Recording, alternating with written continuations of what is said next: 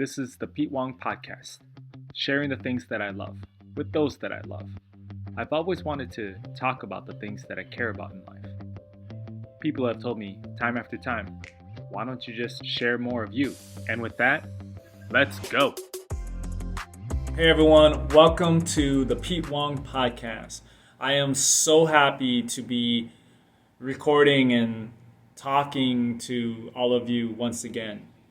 I apologize for not having an episode released sooner. There's been a lot of cool things that have been happening. My work with the schools, working with the youth for the year has come to a conclusion, and so I had a lot of final things to wrap up. And recently I did an amazing talk presentation with Power to Fly. And we did a workshop, a talk on mindfulness for the workplace. And I got to say, I just really, it was such a great opportunity. It was such a great, just a great, I don't keep on using the word opportunity, but I just feel really grateful to be able to share some of these practices that have meant so much to me. And I was able to share it with all the people that attended virtually in their conference. And so I'm just so happy, and I worked really hard to narrow down what it is that I wanted to talk to the audience members, and so that took a lot of time. But the other thing is that every time that I was preparing myself to record, I just couldn't get myself to sit down, set up the equipment, and do it. With the recent tragedies, and at the same time being able to sit with my feelings, my emotions, and continue to push forward, push onwards in my own self-care practice. It's been really important for me to find a balance. I think I've been very consumed and overwhelmed, which I feel like as I'm sharing this, it might not be too far fetched from what you listeners might have been feeling. The Pete Wong Podcast has always been about sharing with you my authentic self, the side of me that isn't always good, but sometimes is really good, and all the aspects of what I feel like the human character, the human soul, the human being is. There have been many days where I felt like I really wanted to talk about how I've been feeling, but then when I tried to record something, or when I thought about recording something, even on social media, it felt more right to just, at least for myself, to just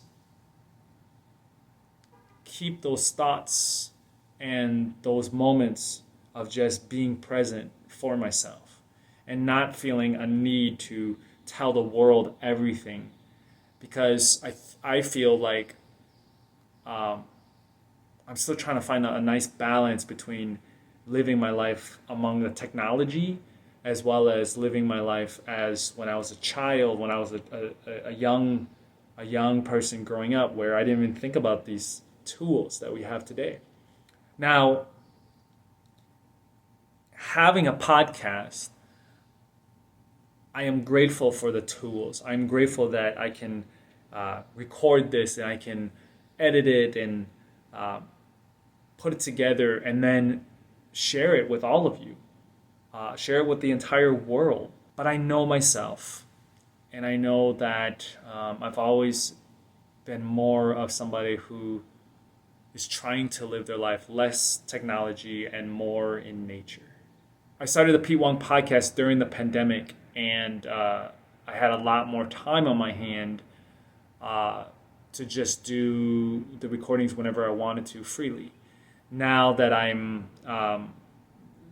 working part-time, full-time, doing freelance, volunteering, even just doing other things, seeing people again, it's hard to dedicate as much time as I did before. I just want to be transparent and truthful to all of you, so you know my situation. I'm not saying that I'm going anywhere. I want to keep doing this. I just want to be upfront with you.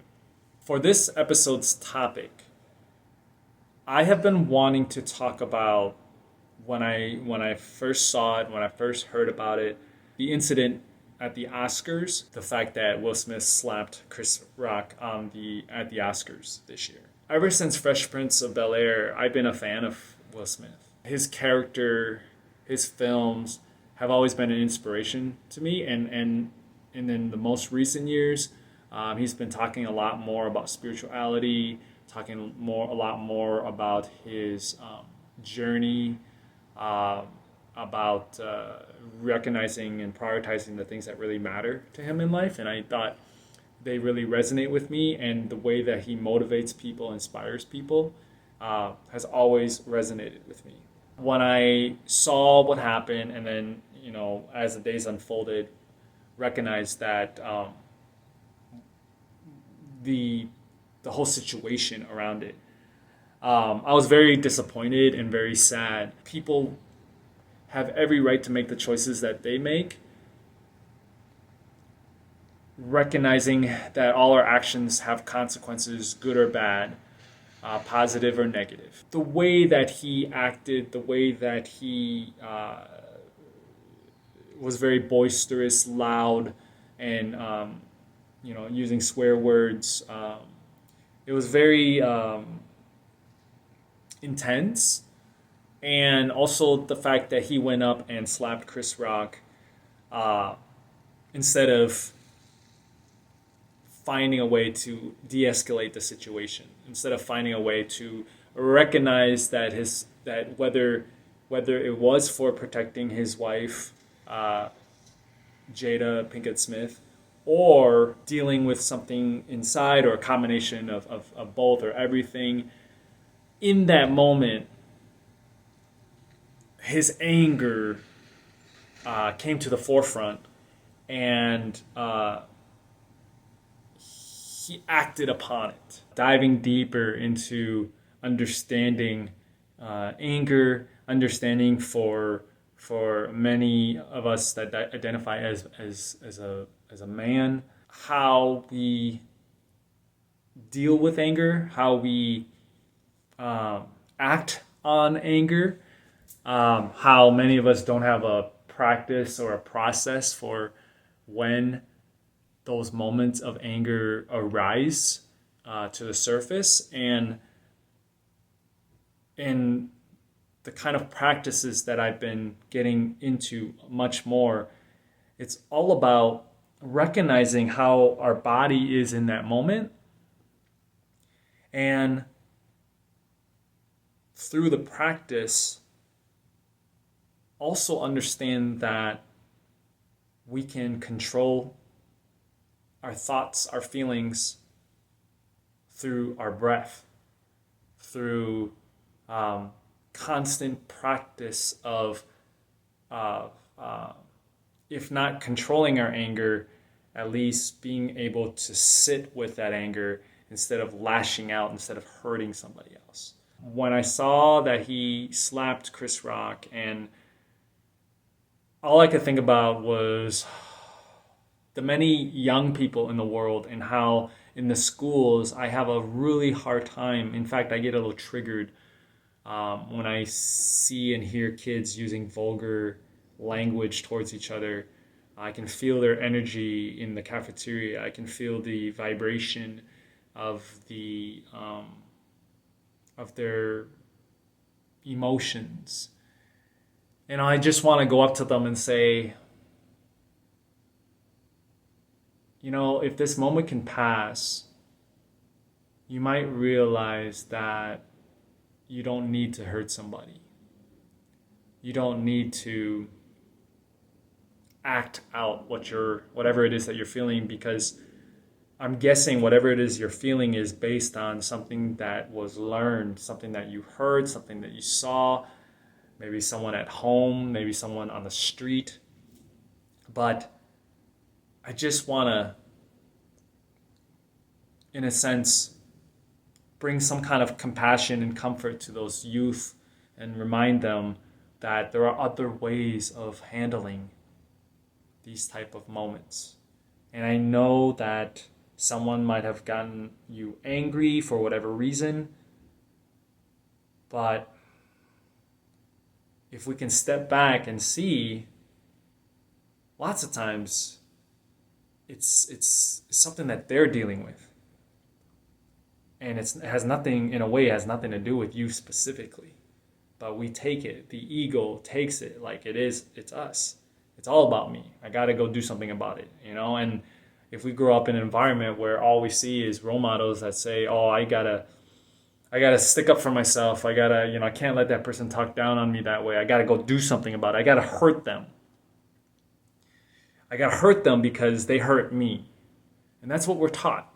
So I sat with that for a couple of days, and then I also heard, people talk about, how encouraging it is, how Chris Rock handled the situation. And I think back to the times in my life where I was slapped or I was made fun of.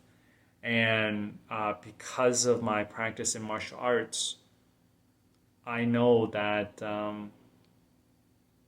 I don't need to hit back. I don't need to lash back.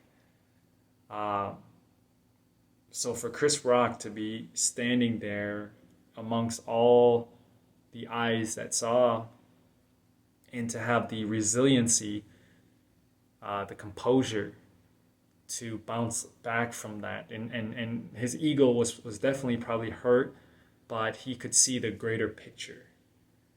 To me, I think that is something beautiful. That is something very skillful. And I can't quite wrap my brain around that process yet, but I know that I felt it. I know that I feel it when it happens. And I know it's my practice of meditation, it's my practice of martial arts, and lots of examples of pressure tester during martial arts and boxing. And realizing that, there could be all this chaos, there could be a lot of anger towards you, but there are other ways of de-escalating it. So I applaud Chris Rock for what he did that evening, because he showed an example to others that, yes, physically your body was harmed and emotionally your ego has been harmed, but you can be the greater person to stand up. And in a way, by not hurting the other person, you give that person an opportunity to reflect, to grow, and not to escalate the situation. So I just want to, so it's really interesting, because I was actually, I was reading Will Smith's book at the time, and I was finishing it up, and I want to read the first chapter. It's actually chapter 1. Those of you who read this biography, or is it a biography? Story of his life and etc. Manuscript. In chapter 1, the title is Fear. I've always thought of myself as a coward. Most of my memories of my childhood involve me being afraid in some way. Afraid of other kids, afraid of being hurt or embarrassed, afraid of being seen as weak. But mostly I was afraid of my father. When I was 9 years old, I watched my father punch my mother in the side of her head so hard that she collapsed. I saw her spit blood.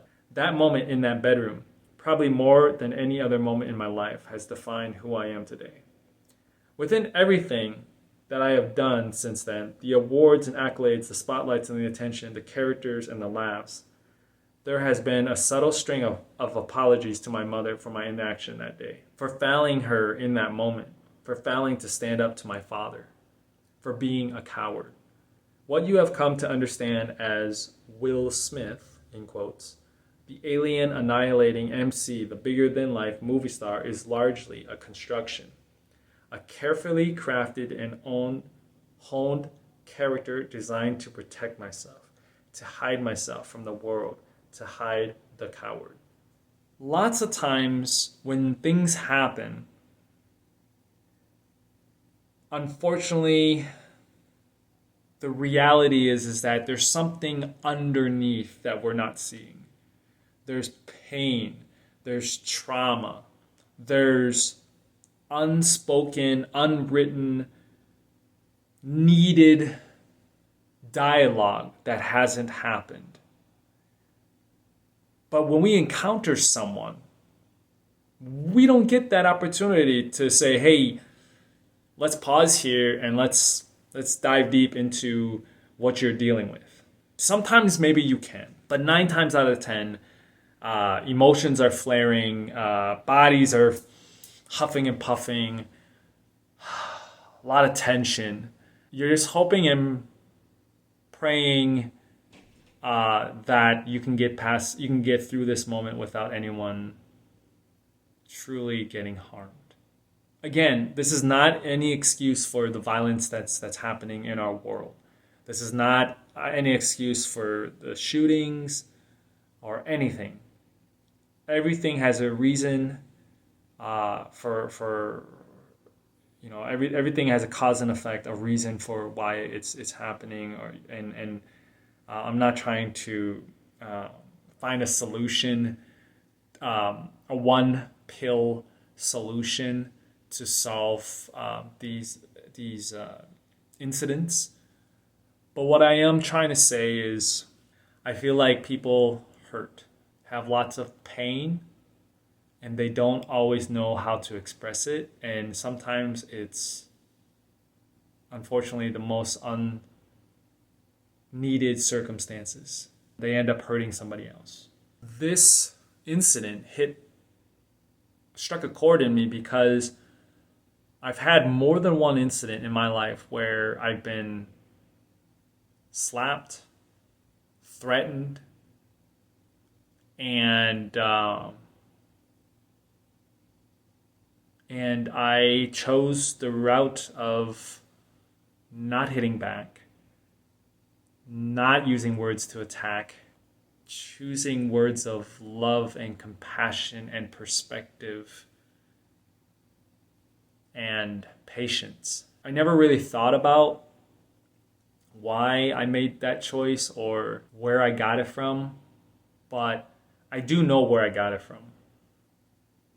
I got it from the people that have taught me, that have shown me through their example, love, compassion, patience, empathy, perspective, nonviolence, and how I continue to surround myself with people who support that, who believe in that.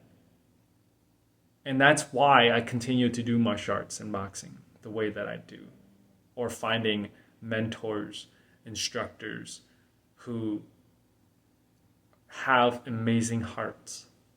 Most recently, last a week or two ago, I had another incident that occurred. I was training martial arts at class one night, and I ended up working with one of the students. I didn't know this person personally. I had seen him training at the class, and I always felt like I didn't vibe well with his attitude, his personality, but that's not to say I didn't want to get to know him. I thought he was a little bit too talkative during class, and it was very distracting. At the same time, I also felt like when he was showing people things or trying to help them improve their skill or what we were doing during class, a way of condescending the people, his partner. I didn't like that. The couple of times that I did train with him for, like maybe one or two sequences, not for a long duration, I felt like I really don't like the way he's talking to me. I really don't feel like encouraged to. I can see that he's teaching me something, but I don't like his choice of words. Some night, a few weeks back, I was paired up with him. I was throwing punches for him. And the thing is about this student is that based on my own perspective, experience, he's actually really good at what he does, at what he knows. I could tell that he's been with our instructor for quite a while. I didn't know how long. Just felt like his timing was quite good, intention and tenacity. He had that energy, that spark. I decided to crank it up a little bit because I felt like he was catching, my punches and, he was getting the timing down, and I thought he wanted more. But at some point, he stopped in between when we were transitioning to something else. But he stopped and he, in a very passive-aggressive way, kind of like brought in his shoulders in a way, stepped up to me, not like completely here, but maybe like here. And I don't remember his exact words, but he said, that almost hit me. To be honest, inside, my voice is saying, okay. Because I thought that he was of the level or the mindset, like he wanted to get hit. Because I felt like he could pick it up. Just like for me, based on my training, the way that I like it is I actually like to get hit. Now, depending on who it is that I'm training with, I don't know, if I can trust somebody that I just met to throw hard, fast to me. It just depends. Every situation is different every time. But that's part of the conversation. That's part of the agreement working with your training partner. He said to me, that almost hit me. And I don't remember his choice of words, but essentially what he was saying was if I do end up hitting him, he was going to, in some fashion, physically cause harm to me. Again, I don't remember the exact words, but I could feel his energy. I could read his body language. And then he said something along the lines of, in the past, he had an injury. So I get it. Of course, I didn't like what he said to me. I didn't like the way he said it to me. I didn't like how it made me feel. But in the end, at that moment, I got it. He didn't want me to throw as hard or as fast as I was. So I brought it down, and I didn't. The rest of that night, training went great. I ended up training, the next class. Amazing evening. One of my best, actually. And then as I got in my car, I thought to myself, I feel like I want to share my thoughts, my feelings, what happened to my instructor, to our instructor. In the past, I might have had an incident like this and just let it pass by. Just let it sit and deal with it on my own. But maybe because of where I'm at in my self-care journey, my practice, learning to feel my emotions and sometimes recognizing the need to tell somebody. Not to keep it and try to figure it out on my own, but to tell somebody. I decided the next morning at some point I was going to call the instructor and tell our instructor what happened. And this wasn't about necessarily the instructor doing something about it. It was more about me having the outlet to express how my ego has been harmed, how I feel like this person made me feel so small when I entered that space, that school, choosing to be my best self. How come I have to allow myself to feel like an imbecile? How come I have to allow myself to feel like I don't know martial arts, I don't know boxing, I don't know even how to respect my partner when I've been doing it and teaching it for such a long time? I'm always open to learning new ways of doing things. But the way that situation unfolded, it really made me feel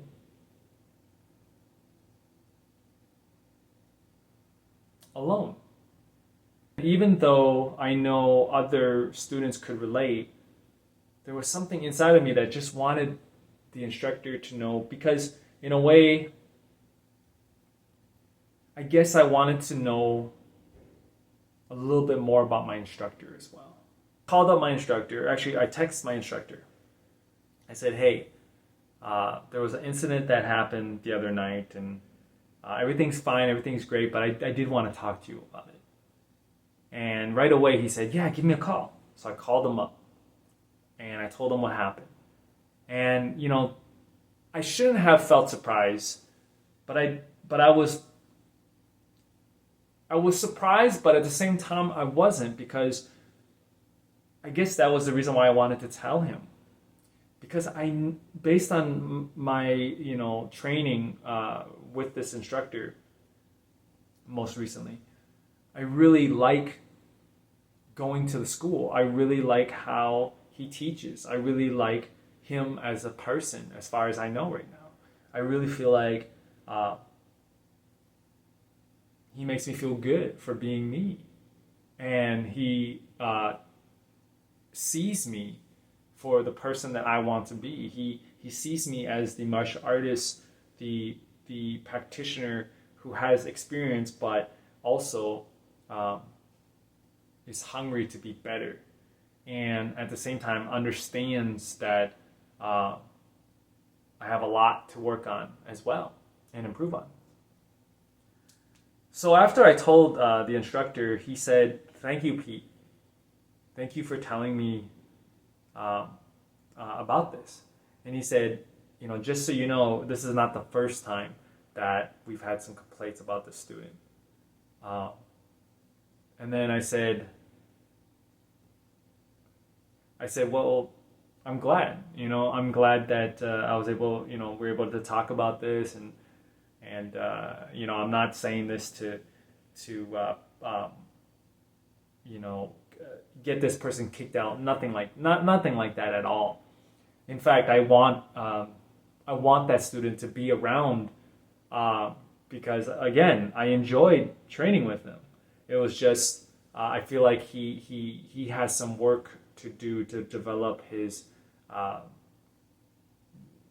communication in a more compassionate, respectful way.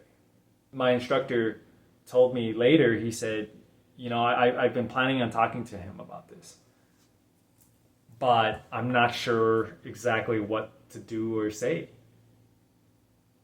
And I love that. I love that my instructor was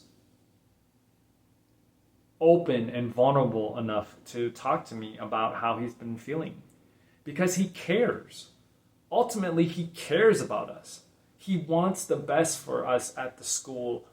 We're all martial artists. We're all fighters in a way. We channel that energy, that instinct, that primal energy, but we're also compassionate human beings, or can be. So I just loved it when he shared that with me, and I just took that as an opportunity to be honest back with him. And I said, hey, if you're willing to listen to or hear my ideas, my suggestions, I'd love to share it with you. I'm not sure, but you know, this is what I'm thinking. And so I shared with them. I thought based on my experience, based on working with, younger people, I feel like this is a great opportunity for you, because I love the way that you teach. I think you're such a great teacher. You're so good at it. This is a great opportunity for you to show him how you do it. Teach him, mentor him. You don't have to do anything more. Just tell him that you see where he could use some help, where he could use some support, and be an example for him. My instructor was like, yeah, that's a great suggestion. Thank you. And I just got really excited because isn't that what makes growth and opportunities and love for each other such a great thing that can happen when people come together for the right reasons? And then the instructor just reminded me before we hung up, and he reminded me that he really appreciated me reaching out to him and talking to him, and he really appreciates me as a new member of the school, of the group. And I can't ask for anything more than that. He sent me a text about a week later, and he said, I talked to him, and he said he's going to do better. And to me, that's a win. In spaces where people feel like they have to use anger to fight anger, violence to combat violence, or come face-to-face violence with violence, fire with fire. It's nice to know that there's a lot of merit, there's a lot of power in not acting out our rage through harming another person, or not even a person, animals, living creatures. Many years ago,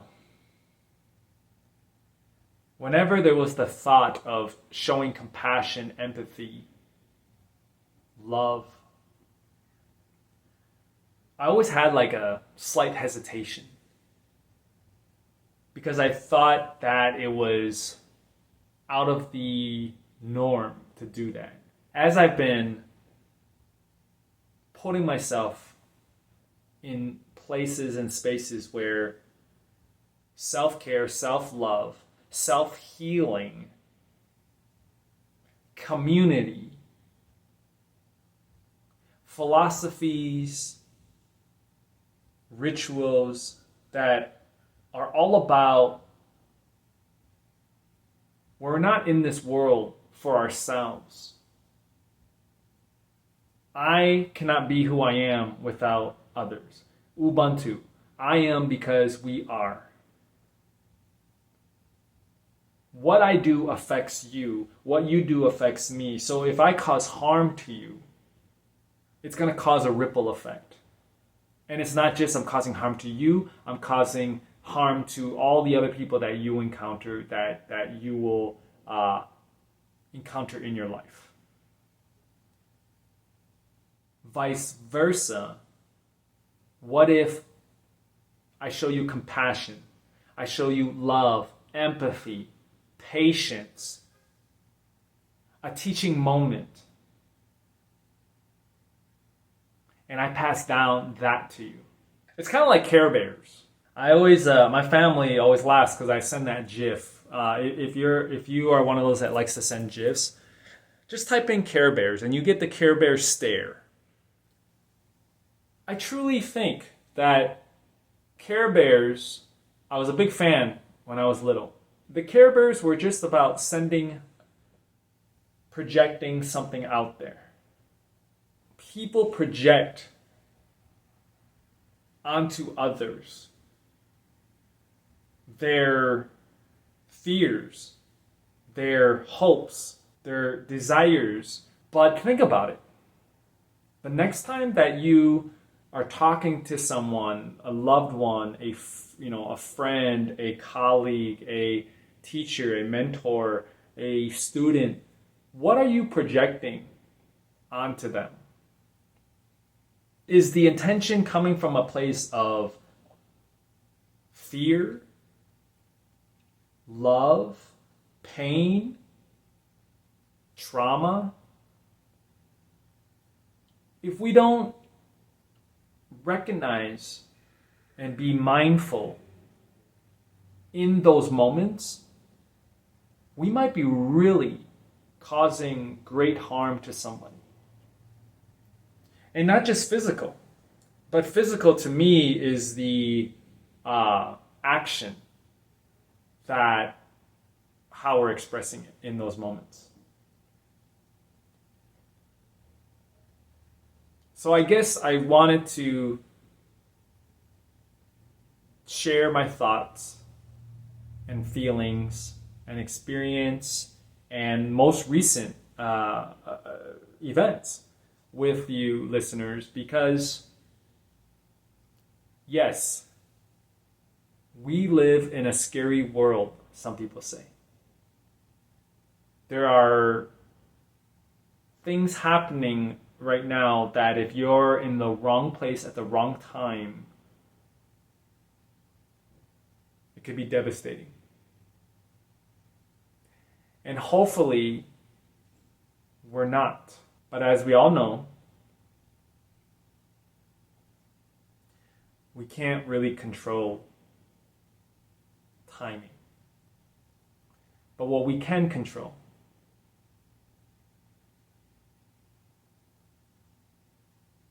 is what we're projecting out into the world, out onto another living being or creature. And I believe that if you're acting from a place of projecting more love, more compassion, more perspective, listening, being patient, you're in a better place than surrounding yourself with things that are harmful, toxic, dangerous. And I just think that we need to start right there. Each of us, every day, every moment. What are you doing to making the choice to stop, slow down, and recognizing that your next course of action or what you say or do to someone, what you're projecting, is going to have extreme ramifications for not just them, but coming full circle to you and the people that you love most. So let's think about that. Let's chew on that until the next episode. Oh my gosh, isn't that Dr. Dre's saying? Until the next episode. Boom, boom. Thank you for your listeners. Again, like, subscribe, share important messages about our mental health, taking care of our self-love, our healing. Project that out into the world. And hopefully we will feel just a little safer each day. I forgot my saying at the end. Remember, you are loved, you are enough, and you are worthy. Blessings to all of you. Thanks for tuning in. We'll catch you next week. And remember, you are loved, you are enough, and you are worthy. Blessings to all of you.